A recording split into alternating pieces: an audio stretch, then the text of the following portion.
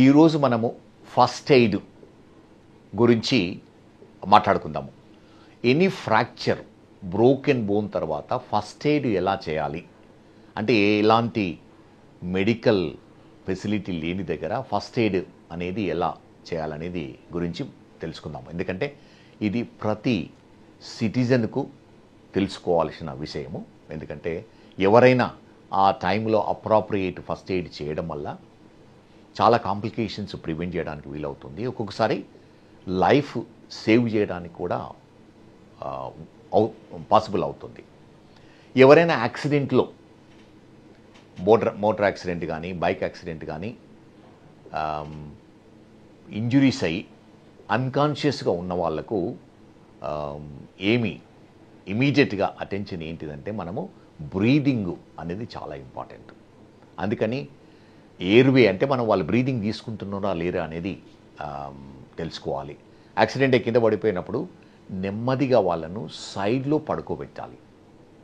అది సింప్లెస్ట్ వే. అంటే వేరే పార్ట్స్ ఫ్రాక్చర్ ఉన్నవో లేవో జాగ్రత్తగా సైడ్ మీద పడుకోబెట్టి కొంచెము తల వెనక్కి పెట్టడం వల్ల ఏమవుతుందంటే బ్రీదింగు చేసుకోగలుగుతారు, ఎయిర్వే ఉంటుంది వాళ్ళకు.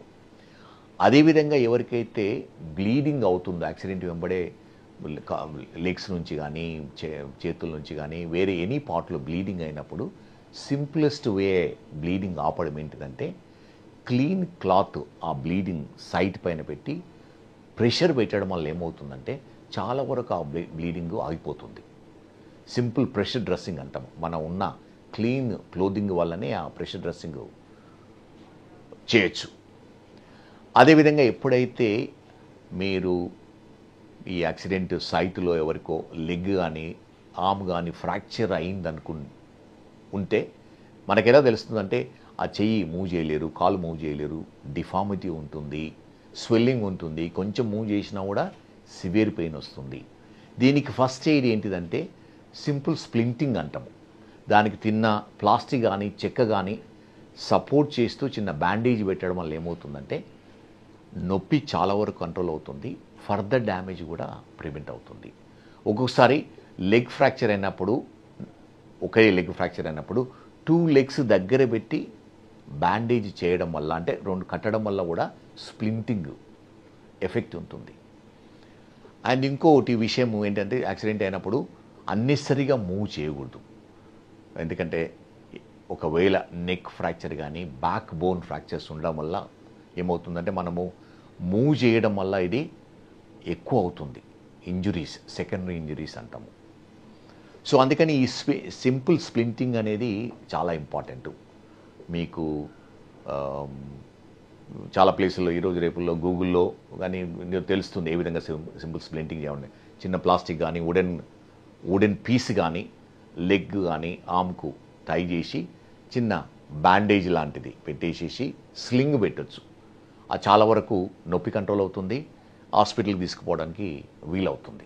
ఫస్ట్ ఎయిడ్ మీకు అంబులెన్స్ వచ్చే లోపల ఈ పని మీరు జాగ్రత్తగా అంటే సీరియస్ పేషెంట్స్ లేని వాళ్ళకి ఇటువంటి ఫస్ట్ ఎయిడ్ ఇవ్వడం వల్ల ఏమవుతుందంటే నొప్పి తక్కువ అవుతుంది, ఫర్దర్ డ్యామేజ్ ప్రివెంట్ అవుతుంది.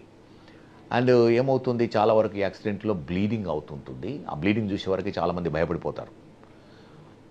కానీ ఆ బ్లీడింగ్ ఎలా అంటే సింపుల్ ప్రెషర్ వల్ల క్లీన్ క్లాత్ తీసుకొని ఆ బ్లీడింగ్ పైన పెట్టి కొంతసేపు ప్రెషర్ పెట్టడం వల్ల ఏమవుతుందంటే ఆ బ్లీడింగ్ ఆగిపోతుంది.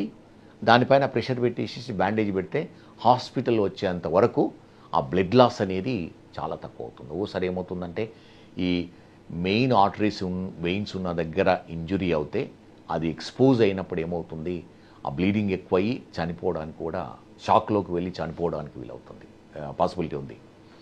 అందుకని ఈ సింపుల్ ఎక్స్టర్నల్ ప్రెషర్ అంటాము, అది చేయడం వల్ల ఈ బ్లడ్ లాస్ కానీ డెత్ కానీ ప్రివెంట్ చేయడానికి వీలవుతుంది.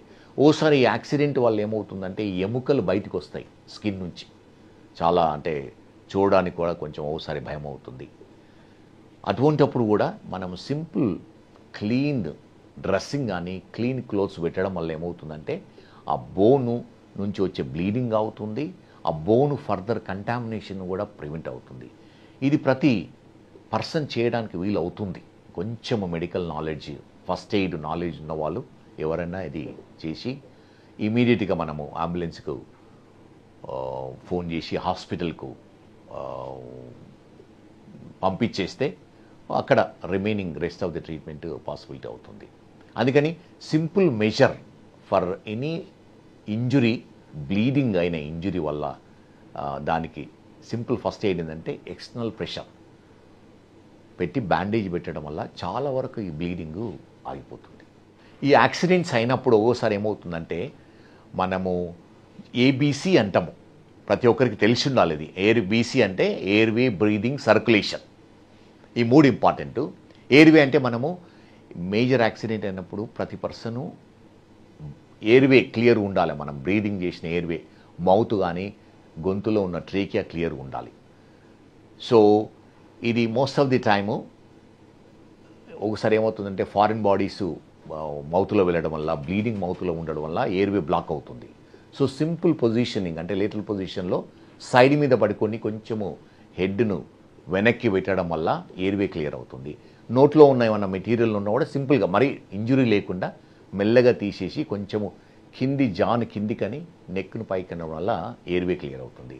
అదేవిధంగా బ్రీదింగ్ ఉందా లేదా అని చూడాలి మనం. అంటే బ్రీత్ చేస్తున్నాడా లేదా అని కూడా చూడవలసి ఉంటుంది. కొంచెం మెడికల్ నాలెడ్జ్ ఉన్న వాళ్ళు, ఎవరైతే ఈ కామన్ సిటిజన్స్ కూడా ఈ కోర్స్ చేసిన వాళ్ళకు తెలుస్తూ ఉంటుంది. అదేవిధంగా సర్క్యులేషన్ అంటే ఏమిటంటే ఎక్స్టర్నల్ బ్లీడింగ్. ఎక్కడ ఎక్స్టర్నల్ బ్లీడింగ్ ఉన్నా కూడా మనము దాన్ని ఎక్స్టర్నల్ ప్రెషర్ వల్ల, సింపుల్ ప్రెషర్, క్లీన్ క్లాత్ పెట్టి ప్రెషర్ పెట్టడం వల్ల ఏమవుతుందంటే ఆ బ్లీడింగ్ ఆగిపోతుంది. అండ్ ఇంకొకటి ఏంటంటే ఎవరైతే మెయిన్ రోడ్డు మీద కారు పక్కన ఉన్నట్టుంటే సేఫ్ ప్లేస్కి తీసుకువెళ్ళడం అనేది చాలా ఇంపార్టెంట్. ఎందుకంటే ఒక్కోసారి కారు యాక్సిడెంట్ అయిన వెంబడే ఫైర్ ఎక్స్ప్లోడ్ అయ్యి ఫైర్ రావడానికి వీలవుతుంది, పాసిబిలిటీ ఉంది.